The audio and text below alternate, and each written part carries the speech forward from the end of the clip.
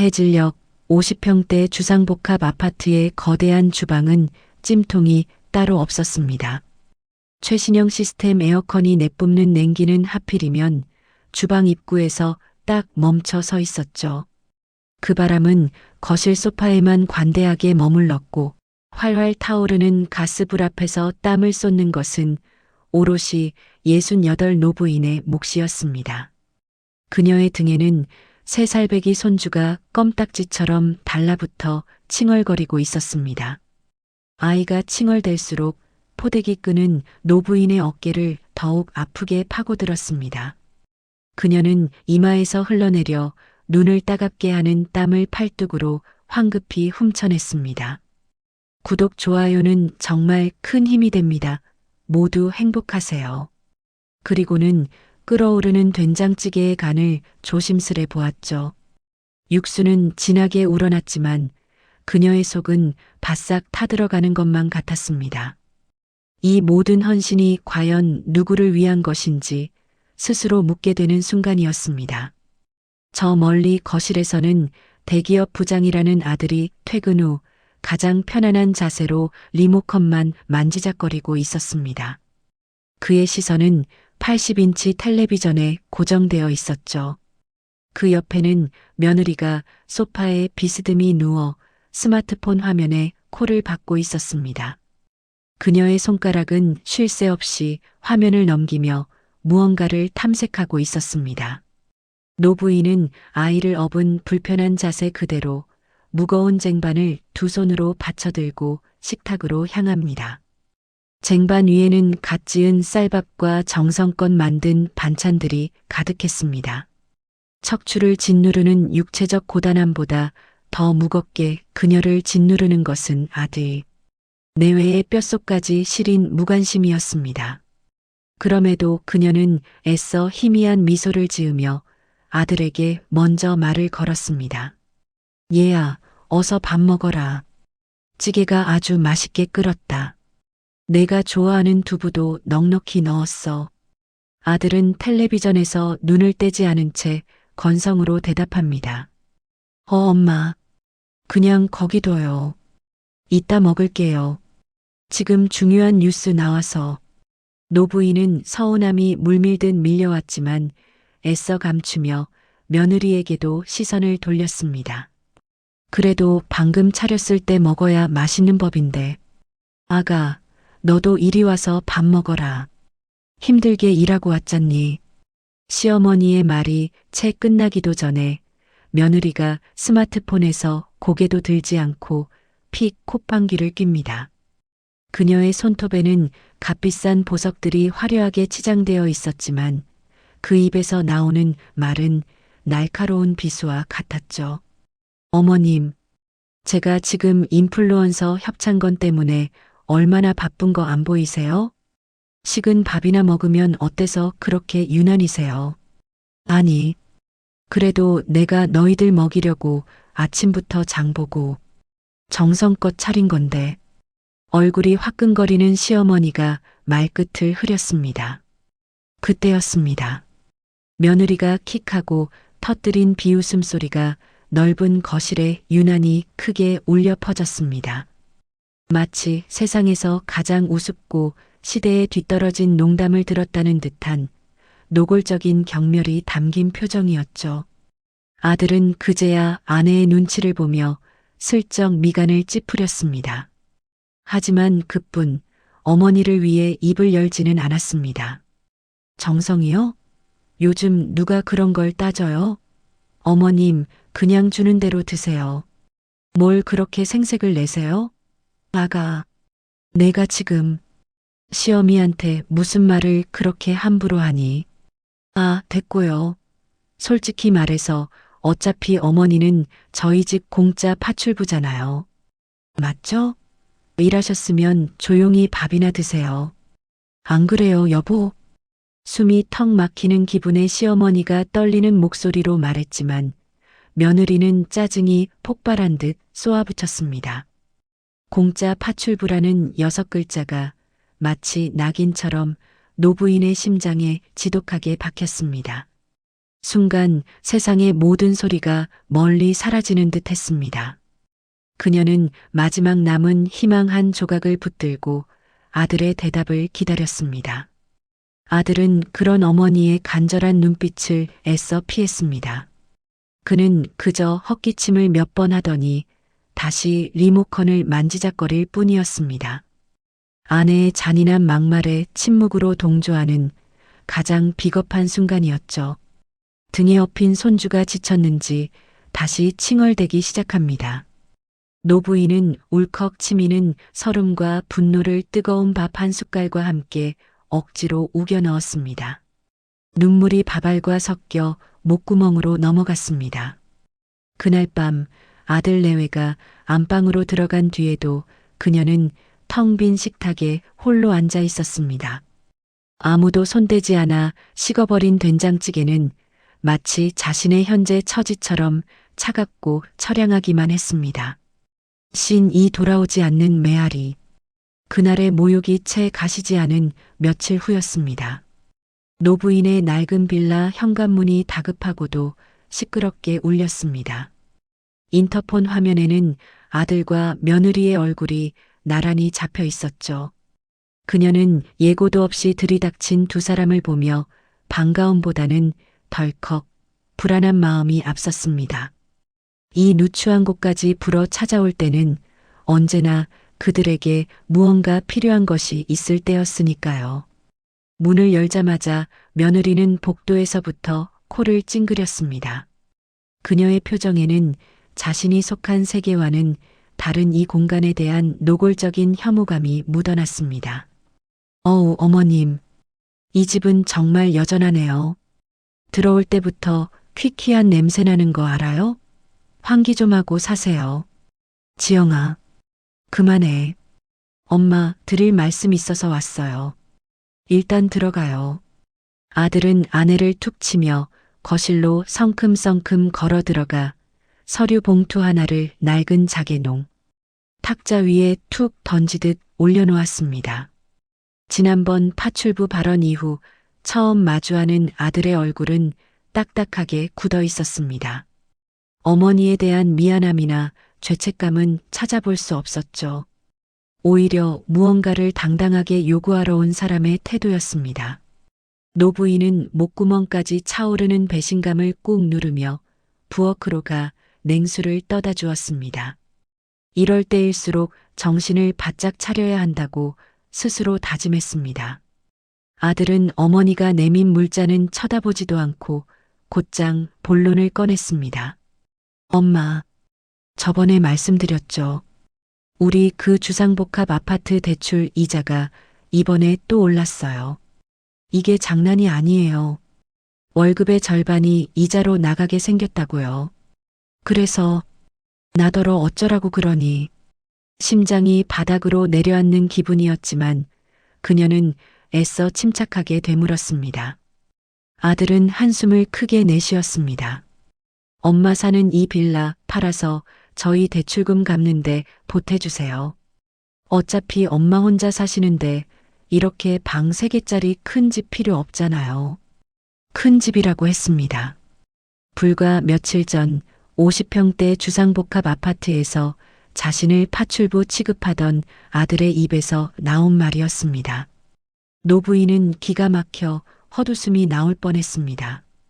이 낡은 빌라는 비록 지금은 값이 떨어졌을지언정 남편과 함께 평생 모은 돈으로 장만한 부부의 피와 땀이 밴 첫 자가였습니다. 벽지 한 장, 문고리 하나에도 두 사람의 세월이 고스란히 묻어 있었습니다. 그때 옆에서 조용히 눈을 빛내던 며느리가 대화에 끼어들었습니다.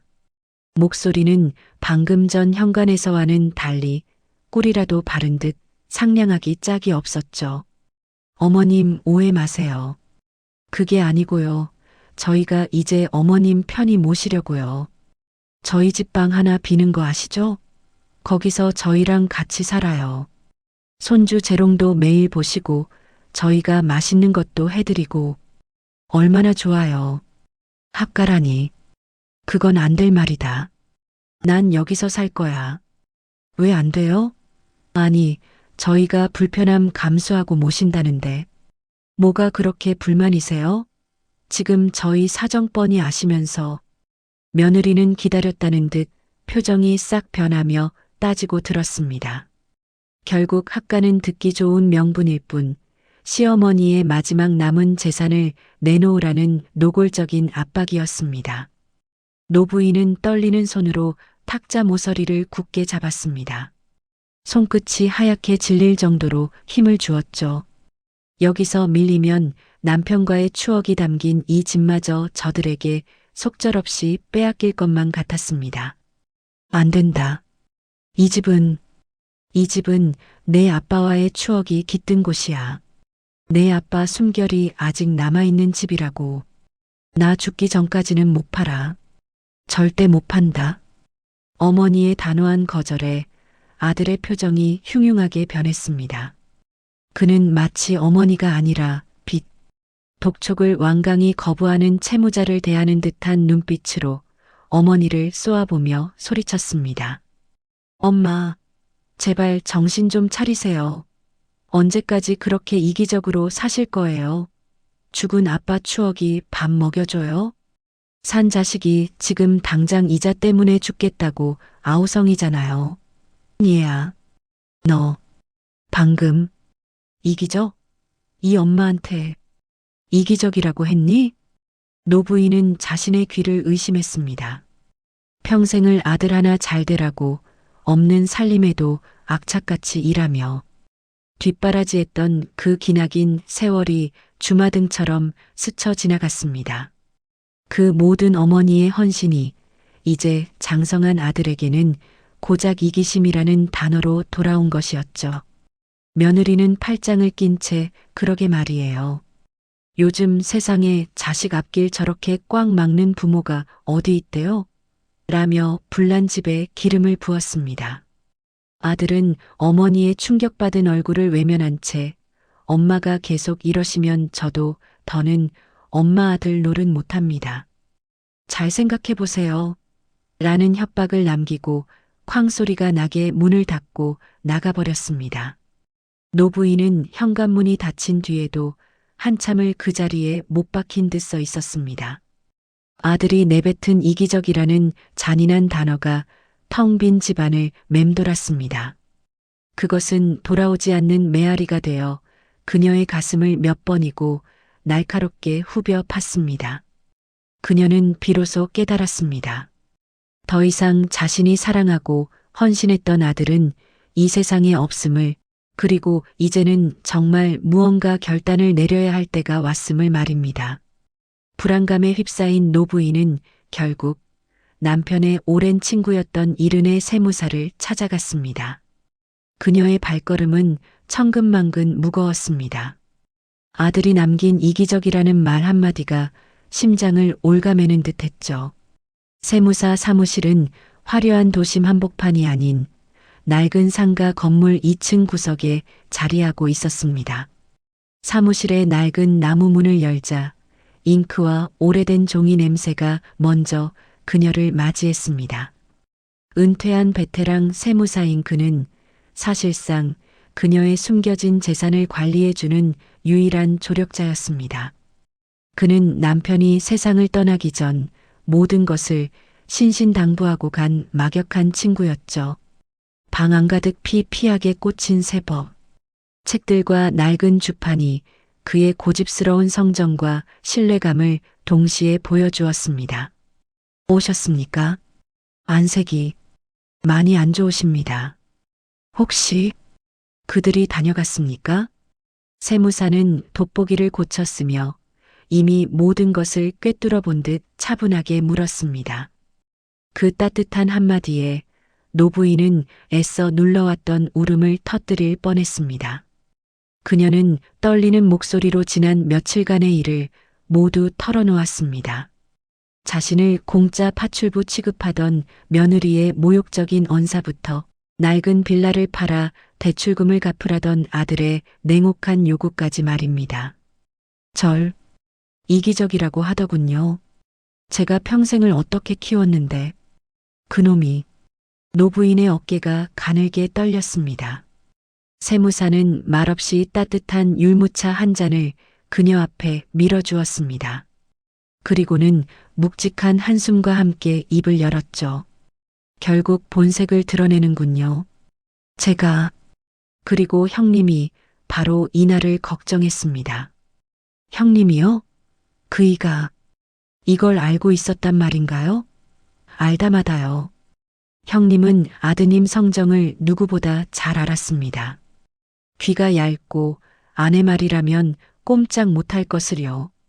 그래서 이걸 남기신 겁니다. 세무사는 육중한 철제 금고에서 낡은 서류 봉투 하나를 꺼내 노부인 앞에 조심스레 내려놓았습니다. 봉투는 세월의 흔적을 말하듯 가장자리가 누렇게 발해 있었습니다. 그 안에서 나온 것은 강남구 상가 건물이라는 글자가 선명히 박힌 등기부등본이었습니다. 노부인은 자신의 눈을 의심했습니다. 그것은 분명 남편이 오래전 지인과 동업한다며 무언가를 샀다고만 했던 존재조차 잊고 있던 재산이었습니다. 이게 정말 제 것이란 말입니까? 그렇습니다. 사모님 명의로 완벽하게 되어 있습니다. 남편분께서 돌아가시기 직전 제게 모든 걸 맡기고 가셨죠. 아드님 내외는 이 존재를 까맣게 모릅니다. 세무사는 서류의 다른 부분을 손가락으로 가리켰습니다. 그곳에는 월 임대 수익금 내역이 빼곡히 적혀 있었습니다. 여기서 나오는 월세만 매달 1,500만 원입니다. 사모님은 지난 10년간 단 한 푼도 쓰지 않으셨으니 그 돈은 고스란히 별도 계좌에 쌓여 있고요. 사모님은 돈 없는 늙은이가 아닙니다.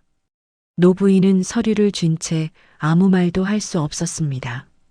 남편의 깊은 뜻을 이제야 깨달았습니다. 그는 자신이 떠난 후 홀로 남을 아내가 아들에게 짐 취급당할 것을 미리 내다보고 이 마지막 선물을 숨겨두었던 것입니다. 눈물이 뺨을 타고 흘러내렸습니다. 하지만 이번 눈물은 아까의 서러움과는 다른 뜨거운 감사함과 서늘한 결의에 찬 눈물이었습니다. 그녀는 눈물을 닦아내고 세무사를 똑바로 바라보았습니다. 세무사님, 저 이제 어떡하면 좋겠습니까? 일단 기다리십시오. 그들이 어디까지 바닥을 드러내는지 똑똑히 지켜보셔야 합니다. 이것은 사모님의 방패이자 가장 날카로운 칼이 될 겁니다. 아들과의 끔찍한 언쟁이 있었지만 노부인은 다음 날에도 어김없이 아들의 집으로 향했습니다. 세무사의 조언대로 그녀는 때를 기다리기로 마음먹었기 때문입니다. 마치 아무 일도 없었다는 듯 공짜 파출부의 일상을 다시 시작했습니다. 아들 내외는 어머니가 결국 돈 문제 때문에 꼬리를 내렸다고 생각하는 듯 했죠. 오히려 전보다 더 당당하게 그녀를 하대했습니다.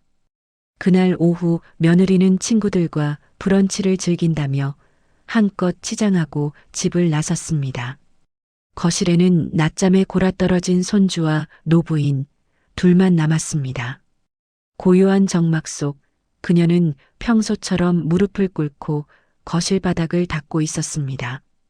그때 며느리가 소파 위에 아무렇게나 던져두고 간 태블릿 PC의 화면이 반짝하고 켜졌습니다. 무심코 그쪽으로 시선을 돌린 노부인의 눈에 낯선 알림 하나가 들어왔습니다. 그녀는 그저 기계를 치워두려 했을 뿐입니다. 하지만 태블릿은 비밀번호조차 걸려있지 않은 채 활짝 열려 있었습니다. 화면에 떠 있는 것은 며느리의 비공개 SNS 계정이었습니다. 프로필 사진은 고급 레스토랑에서 와인잔을 들고 활짝 웃는 며느리의 모습이었죠. 노부인은 순간 호기심에 혹은 불길한 예감에 이끌려 화면을 쓸어내렸습니다. 그리고 다음 순간 그녀는 자신의 눈을 의심해야 했습니다. 화면에는 온통 자신의 뒷모습을 몰래 찍은 사진들이 가득했습니다. 땀에 젖어 부엌에서 설거지하는 모습, 아이를 업고 허리를 구부정하게 숙인 모습, 낡은 티셔츠를 입고 베란다에서 빨래를 넣는 모습. 모든 사진에는 경멸과 조롱이 가득한 글이 붙어 있었습니다. 그리고 그 글의 끝에는 마치 주홍 글씨처럼 끔찍한 꼬리표가 달려 있었습니다. 오늘도 해시태그 공짜 파출부 열일 중. 덕분에 나는 네일아트 받으러 감. 해시태그 시월드 해시태그 무급 노동. 아, 진짜 지겹다. 해시태그 시어머니표 저녁밥. 맛대가리 더럽게 없네. 해시태그 언제까지 먹어야 하나. 노부인의 손이 파르르 떨리기 시작했습니다. 숨이 제대로 쉬어지지 않았습니다. 그녀는 믿을 수 없는 심정으로 화면을 계속 내렸습니다. 그러다 어제 아들과 다퉜던 날짜에 올라온 글을 발견하고야 말았습니다. 대박 사건. 해시태그 공짜 파출부가 드디어 미쳤나 봄.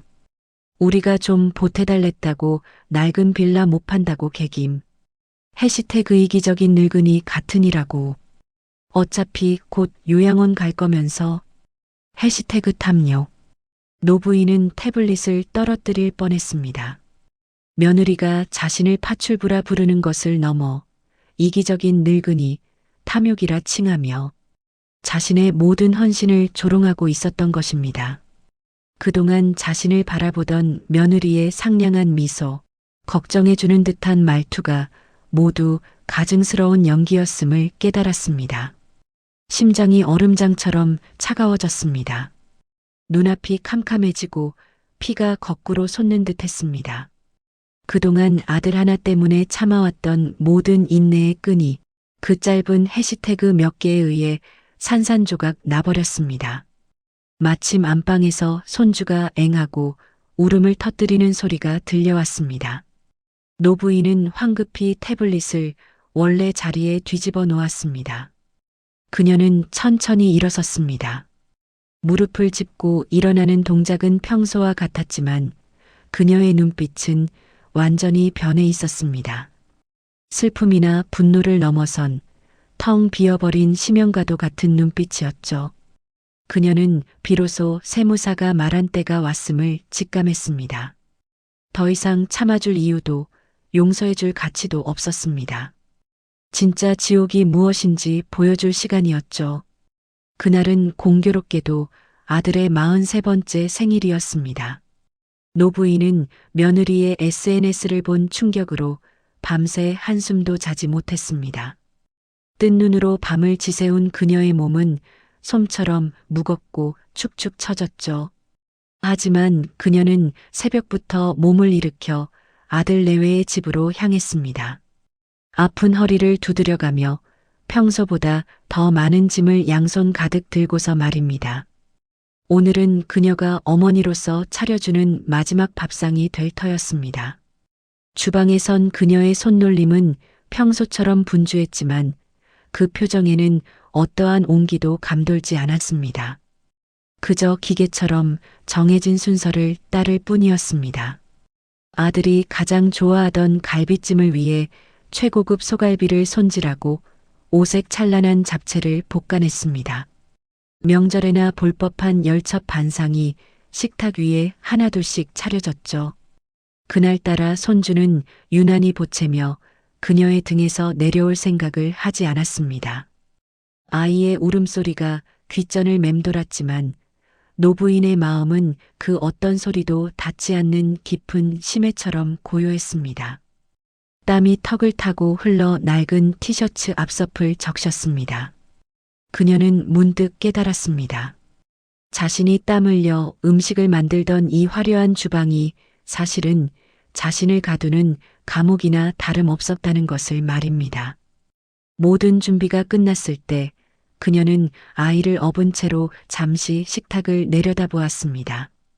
정성껏 차린 음식들에서는 김이 모락모락 피어올랐지만 그것들은 더 이상 사랑의 표현이 아니었습니다. 그것은 곧 다가올 폭풍의 중심에 놓일 마지막 제물이었습니다. 현관 도어록이 해제되는 소리와 함께 아들 내외가 시끄럽게 떠들며 집 안으로 들어섰습니다.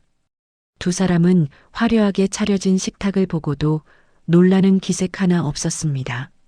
마치 당연히 받아야 할 대접을 받는 왕처럼 거만했죠. 며느리는 손에 든 명품 쇼핑백을 소파에 아무렇게나 던지더니 식탁을 훑어보고는 대뜸 인상부터 썼습니다. 그녀의 코에 밴 비싼 향수 냄새가 진한 갈비찜 냄새와 불쾌하게 뒤섞였습니다. 아, 진짜 촌스러워. 어머니, 제가 어제 분명히 말씀드리지 않았어요? 이런 거 말고 호텔 뷔페나 시키시라니까. 며느리의 짜증 섞인 목소리가 거실을 날카롭게 갈랐습니다. 아들은 그저 그러게 말이야. 오늘 같은 날 친구들 불렀으면 창피할 뻔했네라며 거들 뿐이었습니다. 노부인은 등 뒤에서 칭얼대는 손주를 토닥이며 텅 빈 눈으로 며느리를 바라보았습니다. 그녀는 마지막으로 남은 한 조각의 미련을 확인하듯 조용히 입을 열었습니다. 그래도 내 아범이 아니, 내 남편이 제일 좋아하는 갈비찜이라서. 그 말이 끝나기도 전이었습니다. 며느리가 마치 발작이라도 하듯 신경질적으로 소리쳤습니다. 됐어요. 언제까지 그놈의 갈비찜 타령이실 거예요? 어머니는 진짜 공짜 파출부잖아요. 시키는 일이나 똑바로 하세요, 제발.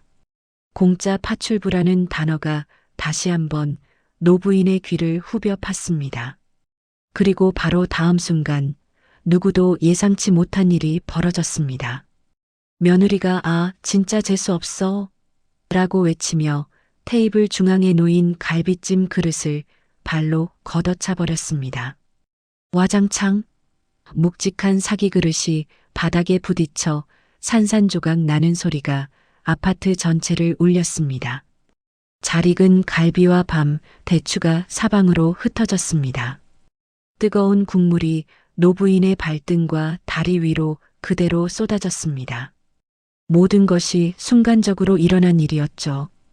방금까지 김이 모락모락 나던 화려한 생일상은 순식간에 역겨운 음식물 쓰레기장으로 변해버렸습니다.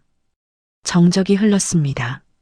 아들은 눈이 휘둥그레져서 이 광경을 멍하니 바라보고 있었고, 며느리는 자신이 저지른 일에 놀라기보다는 분이 풀리지 않는 듯 거친 숨을 몰아쉬었습니다. 노부인은 그 자리에 우두커니 서 있었습니다. 그녀의 발등은 뜨거운 국물로 붉게 변해가고 있었지만 그녀의 얼굴에는 고통도 슬픔도 놀람도 아닌 섬뜩할 정도의 무표정만이 감돌고 있었습니다. 바닥에 나뒹구는 음식물. 그것은 한평생 헌신했던 어머니의 마음이 완벽하게 부서져 내린 순간의 풍경이었습니다. 얘야, 엄마 발등이 너무 뜨겁다. 나 좀 일으켜다오. 노부인은 아들을 향해 필사적으로 손을 뻗었습니다. 그러나 아들의 시선은 어머니의 붉게 변한 발등이 아닌 다른 곳을 향해 있었습니다. 그는 놀란 표정으로 자기 아내에게 달려갔습니다. 밥상을 걷어찬 며느리 역시 그 반동으로 뒤로 나자빠질 뻔했기 때문이죠. 아들은 넘어진 아내의 어깨를 황급히 감싸 안으며 세상에서 가장 다정한 목소리로 속삭였습니다. 여보, 괜찮아? 어디 다친 데 없어? 저런, 손목이라도 삔 거 아니야? 노부인은 아들을 향해 뻗었던 손을 허공에서 그대로 멈췄습니다. 발등의 고통은 순간 까맣게 잊혔습니다. 그보다 더 지독한 심장이 칼로 도려내지는 듯한 고통이 온몸을 마비시켰습니다. 아들은 뜨거운 국물에 데어 신음하는 늙은 어머니를 보면서도 단 한순간도 돌아보지 않았습니다. 오히려 그는 어머니를 원망스럽다는 듯이 쏘아보며 소리쳤습니다. 아, 엄마, 조심 좀 하시지. 그것 좀 엎었다고 주저앉으면 어떡해요. 지영이 놀랐잖아요. 그 말이었습니다. 어머니의 고통보다 아내의 놀람을 먼저 걱정하는 아들의 그 말. 한마디가 노부인의 가슴에 남아있던 마지막 미련의 불씨를 꺼버렸습니다. 그녀는 깨달았습니다. 자신이 아들을 부른 것은 고통 때문이 아니라 마지막 확인을 위한 절규였음을 말입니다. 그리고 아들은 가장 잔인한 방식으로 대답을 들려주었습니다. 노부인은 허공에 멈췄던 손을 천천히 거두었습니다. 그녀의 눈에서 마지막 눈물 한 방울이 툭 떨어져 바닥의 갈비 기름 위로 번졌습니다. 마음속 모든 것이 제가 되어버린 순간이었습니다. 더 이상 그녀에게 아들은 존재하지 않았습니다. 고요한 정적이 깨진 것은 노부인의 움직임 때문이었습니다. 그녀는 더 이상 신음소리도 내지 않았습니다. 마치 방금 전의 고통은 다른 사람의 일이었다는 듯 그녀는 놀랍도록 침착하게 몸을 움직였죠. 그녀는 천천히 등 뒤에 포대기 끈을 풀었습니다. 사태에 놀라 울음을 터뜨리려던 손주를 조용히 바닥에 내려놓았습니다. 아이는 난생 처음 보는 할머니의 차가운 표정에 울음소리마저 삼켰습니다. 그리고 그녀는 일어섰습니다. 붉게 되어버린 발로 바닥을 짚고 일어섰습니다. 그녀는 바닥에 널브러진 깨진 그릇 조각과 끈적한 음식물들을 피하지 않았습니다. 오히려 그것들을 일부러 밟고 지나갔습니다. 자신의 헌신이 어떤 취급을 받았는지 두 발로 똑똑히 확인이라도 하듯이 말입니다. 그녀는 현관으로 향했습니다. 그때까지도 며느리는 자신이 무슨 짓을 했는지 깨닫지 못한 듯 했습니다. 남편의 부축을 받으며 일어선 며느리가 비웃음 섞인 목소리로 그녀의 뒷모습에 대고 말했습니다. 어머님, 어딜 가세요? 또 삐치셨어요? 밥상은 어떡하고요? 노부인의 발걸음이 현관 앞에서 우뚝 멈췄습니다. 그녀는 자신의 낡은 겉옷을 집어들었습니다. 그리고 아주 천천히 지옥에서 갓 돌아온 사람처럼 차가운 목소리로 뒤돌아보지 않고 말했습니다. 너희가 말한 공짜 파출부, 오늘부로 퇴직한다. 며느리와 아들이 그 말의 뜻을 미처 헤아리기도 전에 그녀의 말이 이어졌습니다. 목소리에는 어떠한 감정의 동요도 실려 있지 않았습니다. 그리고 너희가 앞으로 살게 될 지옥이 어떤 곳인지 내가 똑똑히 보여주러 가는 길이다. 말을 마친 그녀는 쾅 소리가 나도록 현관문을 닫고 나가버렸습니다. 아파트 복도에는 그녀의 발자국을 따라 갈비찜 양념 자국이 뚝뚝 떨어져 있었습니다. 그것은 노예의 삶에서 벗어나는 한 인간의 처절하고도 선명한 핏자국처럼 보였습니다. 아파트 현관문을 닫고 나온 노부인의 발걸음은 그러나 도망치는 자의 그것이 아니었습니다. 발등에 화끈거리는 고통이 계속 신경을 찔러댔지만 그녀의 허리는 그 어느 때보다 꼿꼿하게 펴져 있었죠. 그녀는 비상계단을 이용해 1층으로 내려왔습니다. 엘리베이터를 기다릴 시간도 그 좁은 거울 속에서 자신의 처참한 모습을 마주할 용기도 없었기 때문입니다. 아파트 단지를 벗어난 그녀는 아들이나 며느리의 예상처럼 다급하게 택시를 잡지 않았습니다. 오히려 겉옷 주머니에서 손수건을 꺼내 발등을 꾹 누르며 지혈하듯 고통을 참아냈습니다. 그리고는 횡단보도를 건너 단지 건너편의 한적한 공원 벤치에 앉았습니다. 그녀는 낡은 가방에서 휴대폰을 꺼내 단 하나의 번호를 눌렀습니다. 남편의 친구이자 그녀의 유일한 조력자인 늙은 세무사였습니다. 세무사님, 접니다. 방금 나왔습니다. 수화기 너머로 침착한 목소리 괜찮으십니까? 몸은 괜찮습니다. 다만 이제 정말 시작하겠습니다. 말씀하신 대로 모든 걸 정리할 겁니다. 전화기 너머의 세무사는 모든 것을 예상했다는 듯 알겠습니다. 준비해둔 곳으로 바로 오시지요. 차를 보내겠습니다라고 짧게 답했습니다. 전화를 끄는 노부인은 휴대폰을 가방 깊숙이 넣었습니다. 사실 오늘 그녀의 탈출은 결코 충동적이거나 우발적인 행동이 아니었습니다. 그것은 며느리의 끔찍한 SNS 게시물을 확인한 그날부터 세무사와 함께 치밀하게 계획된 작전이었습니다. 그녀는 이미 아들 집에 있던 자신의 통장과 도장, 그리고 남편이 남긴 상가 건물의 모든 서류를 세무사가 마련해준 안전한 금고로 옮겨둔 상태였습니다. 심지어 지난 며칠간 아들 집에 드나들며 만일을 대비해 숨겨두었던 약간의 비상금과 값나가는 폐물까지 모두 빼돌렸죠. 오늘 그녀가 아들 집에 들고 온 것은 오직 헌신이라는 이름의 연기뿐이었습니다. 아들 내외가 밥상을 엎으며 보인 추악한 본색은 그저 그녀의 마지막 결심에 쐐기를 박는 확인 사살에 불과했습니다. 잠시 후 검은색 고급 세단 한 대가 벤치 앞에 조용히 멈춰 섰습니다. 세무사가 보낸 차였습니다. 노부인은 붉게 부어오른 발을 절뚝이며 차에 올랐습니다. 차가 미끄러지듯 출발하며 그녀가 평생을 바쳤던 아들의 화려한 주상복합 아파트를 뒤로하고 사라졌습니다. 그녀가 향한 곳은 낡은 빌라가 아닌 한강이 내려다 보이는 최고급 레지던스였습니다. 남편이 남긴 재산으로 마련한 그녀의 완벽한 요새이자 복수의 시작점이 될 곳이었죠. 한편 밥상이 엎어진 아들의 집은 그야말로 난장판이었습니다. 며느리는 어머니가 미쳤나 봐. 저게 다 얼마짜리 그릇인데 라며 깨진 사기 조각을 보며 길길이 날뛰었습니다. 아들은 저렇게 나가시면 어딜 가시겠어. 뻔하지. 며칠 고생하다가 당신 빌라로 돌아가시겠지라며 애써 태연한 척했습니다.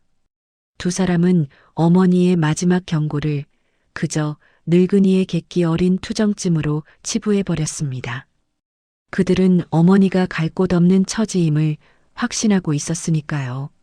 하지만 그들의 오만함은 정확히 다음 날 아침부터 균열이 가기 시작했습니다.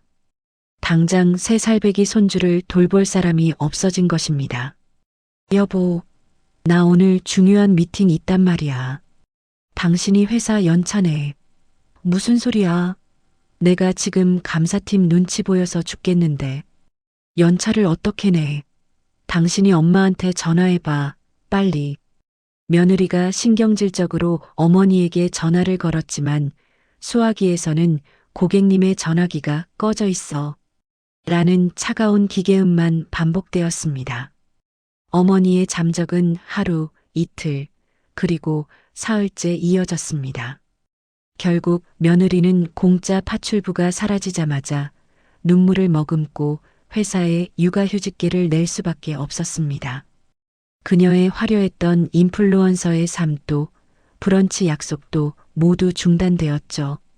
하지만 그것은 다가올 지옥의 서막에 불과했습니다. 일주일째 되던 날 아들이 회사에서 초조하게 서성이고 있을 때였습니다. 낯선 번호로 전화 한 통이 걸려왔습니다. 네, 이민수입니다만. 사무적인 톤의 목소리, 네, 고객님. 오은행 대출관리팀입니다. 근본 아파트 담보대출 이자 150만 원이 미납되어 연락드렸습니다.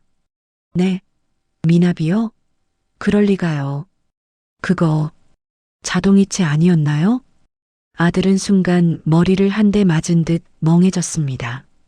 그는 그제야 부랴부랴 자신의 계좌 내역을 확인했습니다. 그리고는 믿을 수 없는 사실을 발견했죠.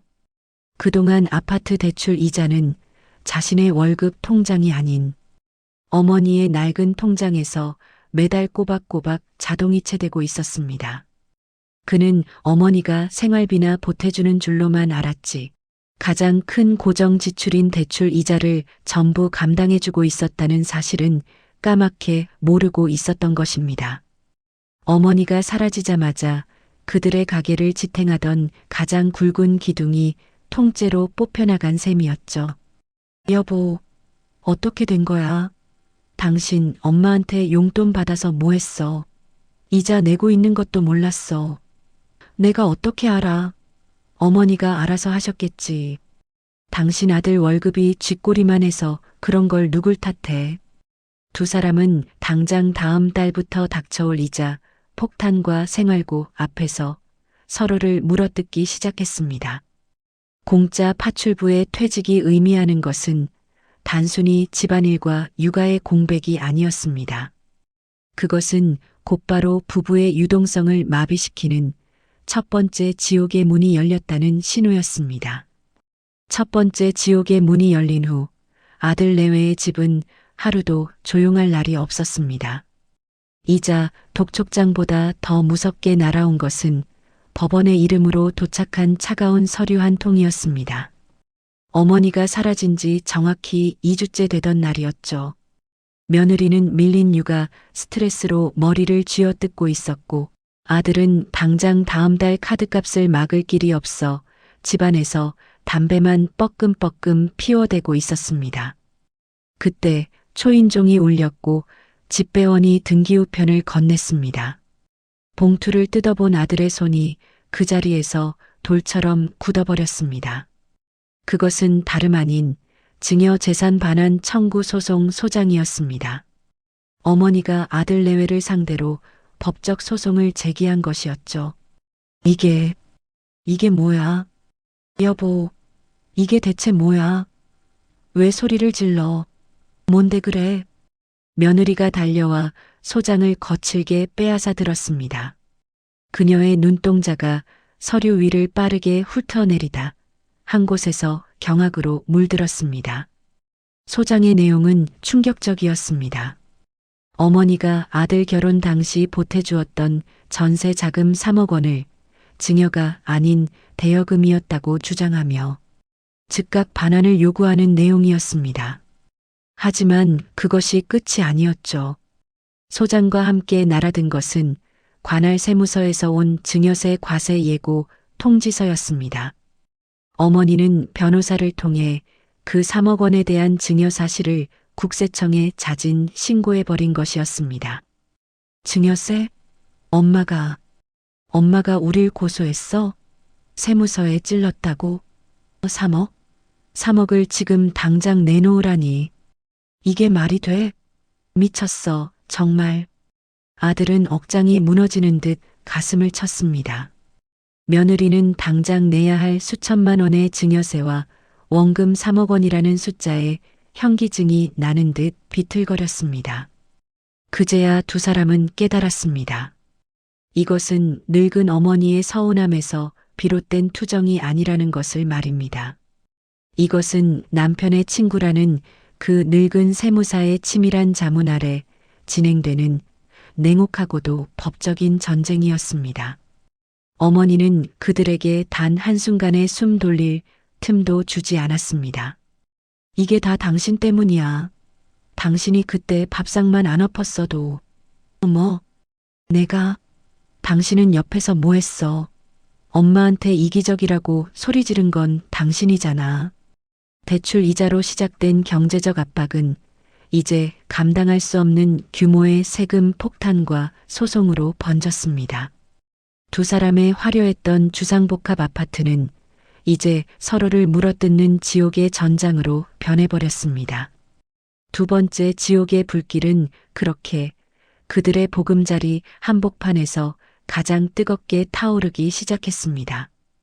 가정의 지옥이 채 끝나기도 전에 아들의 직장 생활마저 송두리째 흔들리기 시작했습니다. 그는 대기업 부장이라는 직함이 주는 사회적 지위와 명예를 무엇보다 중요하게 생각하는 사람이었죠. 하지만 이미 이자, 연체와 소송 문제로 골머리를 앓던 그는 회사에서도 안절부절 못하는 모습을 감추지 못했습니다. 집중력은 바닥을 쳤고 실수는 잦아졌습니다. 불길한 예감은 언제나 정확하게 들어맞는 법입니다.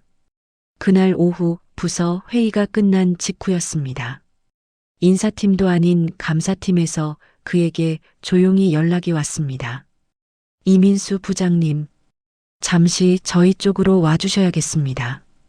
아들의 심장이 쿵 내려앉았습니다. 감사팀은 회사의 저승사자나 다름없는 곳이었죠. 차가운 대리석 복도를 지나 도착한 감사팀 회의실은 병원 수술실처럼 차갑고 삭막했습니다. 감사팀장은 어떤 감정도 읽을 수 없는 표정으로 서류 몇 장을 테이블 위에 펼쳐 보였습니다. 이민수 부장, 최근 3년간 부장님께서 사용하신 법인카드 내역입니다. 특히 이 부분, 주말에 사용된 이 내역들에 대해 소명 가능하십니까? 서류에는 날짜와 금액, 그리고 장소가 빼곡히 적혀 있었습니다. 그것은 대부분 아내의 명품 가방을 사거나 고급 스파 혹은 호화스러운 레스토랑에서 주말에 결제한 내역들이었습니다. 아들의 얼굴이 하얗게 질렸습니다. 아, 그건 거래처 접대. 예, 접대였습니다. 이 내역들은 어떻습니까? 실적 보고서가 과장, 허위로 작성되었다는 구체적인 제보가 접수되었습니다. 이 숫자들 말입니다. 감사팀장이 가리킨 곳은 그가 실적을 부풀리기 위해 교묘하게 조작했던 보고서의 숫자였습니다. 그것은 그와 그의 직속 상사 외에는 아무도 알 수 없는 지극히 내밀한 자료였습니다.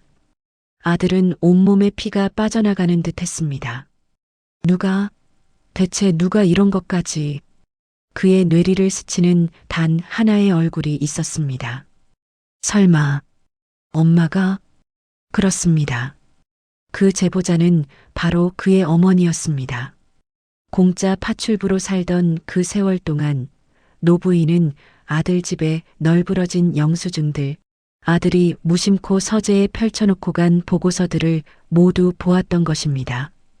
아들이 아내와 통화하며 법인카드로 긁으면 되라고 속삭이던 말들, 실적을 부풀렸다고 의기양양해하던 순간들을 그녀는 그저 늙고 귀먹은 늙은이처럼 조용히 듣고 또렷이 기억하고 있었습니다. 이 부장, 제보 내용이 너무 구체적이고 증거가 명확합니다.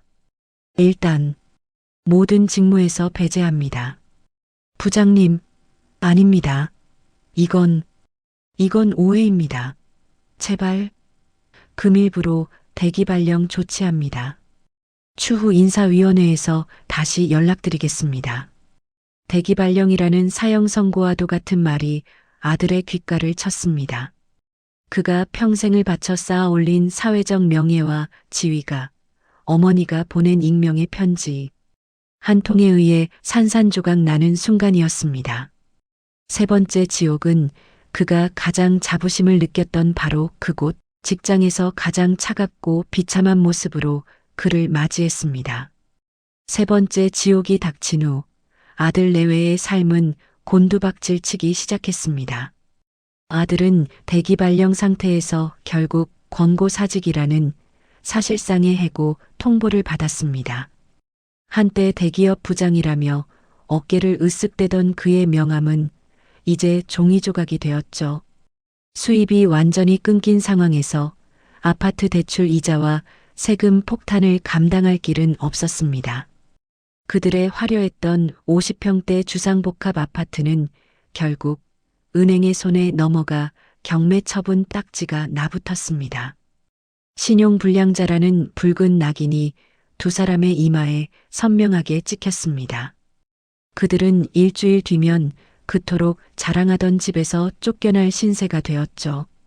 벼랑 끝에 몰린 두 사람은 며칠 밤낮을 굶어가며 수소문한 끝에 노부인이 머무는 곳을 알아냈습니다. 그들이 찾아온 곳은 낡은 빌라촌이 아닌 한강이 내려다 보이는 최고급 레지던스의 입구였습니다. 한눈에 보기에도 자신들의 아파트와는 비교도 안 되는 위용에 두 사람은 입구에서부터 주눅이 들었습니다. 며칠을 제대로 씻지도 못했는지 두 사람의 행색은 몹시 초라하고 남루했습니다. 아내의 화려했던 명품 가방은 온데간데 없었고 아들의 비싼 양복은 구겨질 대로 구겨져 있었죠. 그때였습니다. 레지던스의 회전문을 통과하며 우아한 실크 원피스 차림의 노부인이 걸어 나왔습니다. 가벼운 산책이라도 마친 듯 그녀의 표정은 평온하고 기품이 넘쳤습니다. 그것은 그들이 알던 공짜 파출부, 낡은 빌라의 늙은이가 아니었습니다. 아들은 자신의 눈을 의심했습니다. 그는 본능적으로 몇 걸음 달려가 차가운 대리석 바닥에 그대로 무릎을 꿇었습니다. 그리고는 어린아이처럼 엉엉 울기 시작했습니다. 엄마, 엄마, 제가 다 잘못했어요. 네. 아들의 처절한 울음소리가 고요한 로비를 울렸습니다. 그는 노부인의 다리를 붙잡으려 했지만 그녀가 반 발자국 뒤로 물러서는 바람에 허공만 붙잡았습니다. 제발, 제발 저희 좀 살려주세요.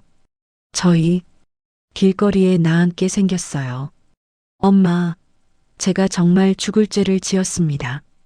며느리 역시 그 고고하던 고개를 숙이고 바닥에 엎드려 울기 시작했습니다. 하지만 그녀의 눈물 속에는 용서보다는 계산이 섞여 있었죠. 어머님, 저희 정말 잘못했어요. 흑, 한 번만 용서해 주세요. 손주가 할머니 보고 싶어 해요. 노부인은 자신의 발 아래 엎드려 오열하는 두 사람을 그저 조용히 내려다보았습니다. 발등에 화상을 입고 고통 속에 아들을 불렀던 그날처럼 두 사람은 이제 그녀의 발밑에 있었습니다. 하지만 그녀의 눈동자에는 동정심도 분노도 그 어떤 감정도 떠오르지 않았습니다. 마치 생전 처음 보는 낯선 사람들을 대하는 듯 지극히 차갑고 고요할 뿐이었습니다. 그녀가 찾던 아들은 이미 그들 앞에 서 있지 않았습니다. 노부인은 자신의 발밑에서 절규하는 아들을 향해 아주 낮고 조용한 목소리로 입을 열었습니다. 그 목소리는 너무도 차분해서 오히려 더 잔인하게 들렸습니다. 너희가 말한 공짜 파출부는 그날 너희가 밥상을 걷어찼을 때 이미 죽었다. 아들이 울음을 멈추고 고개를 들었습니다. 어머니의 입에서 나온 말이라고는 도저히 믿기지 않는 서늘한 선고였죠. 노부인의 시선은 아들을 지나 그 뒤에 엎드려 있는 며느리에게로 향했습니다. 그리고 내 아들 또한 그날 뜨거운 국물에 데인 내 발등이 아니라 내 아내를 먼저 감싸 안았을 때 내 마음속에서 함께 죽었어. 그녀는 말을 마친 후 핸드백에서 고운 실크 손수건을 꺼냈습니다. 하지만 그 손수건은 그들의 눈물을 닦아주기 위함이 아니었죠. 그녀는 가방 모서리에 묻은 아주 작은 먼지를 마치 세상에서 가장 중요한 것을 다루듯 정성스럽게 닦아냈습니다. 그들을 완벽하게 무시하는 가장 모멸적인 행동이었습니다. 아들과 며느리는 그 행동의 의미를 깨닫고 울음소리마저 잃은 채 멍하니 그녀를 바라보았습니다. 그때 노부인이 로비 한쪽에 서 있던 제복 입은 남자를 향해 가볍게 손짓했습니다. 그녀가 입주할 때부터 세무사가 혹시 모를 사태에 대비해 고용해둔 전문 경호원이었습니다. 경호원이 정중하지만 단호한 걸음으로 그들에게 다가왔습니다. 이분들 다시는 제 거주지에 접근하지 못하게 해주세요. 노부인이 경호원에게 말했습니다. 그녀는 아들 내외에게는 더 이상 눈길 한 번 주지 않았습니다. 다음에 또 찾아오면 스토킹과 주거침입으로 정식 신고하겠습니다. 안 돼. 엄마. 이러지 마세요. 어머님. 경호원들이 두 사람의 팔을 붙잡아 일으켜 세웠습니다. 아들과 며느리는 짐승처럼 울부짖으며 발버둥 쳤지만 전문적인 손길을 뿌리칠 수는 없었습니다. 그들은 질질 끌려나가면서도 마지막까지 어머니의 이름을 불렀습니다. 노부인은 그러나 단 한 번도 뒤돌아보지 않았습니다. 그녀는 천천히 몸을 돌려 엘리베이터 버튼을 눌렀습니다. 띵 소리와 함께 문이 열리고 그녀는 그 안으로 우아하게 들어섰습니다. 엘리베이터의 금속 문이 닫히며 아들 내외의 절규하는 모습 대신 그 안에 비친 자신의 새로운 모습을 마주했습니다. 그녀의 손에는 며칠 뒤 떠날 국제선 비행기 표가 들려 있었습니다.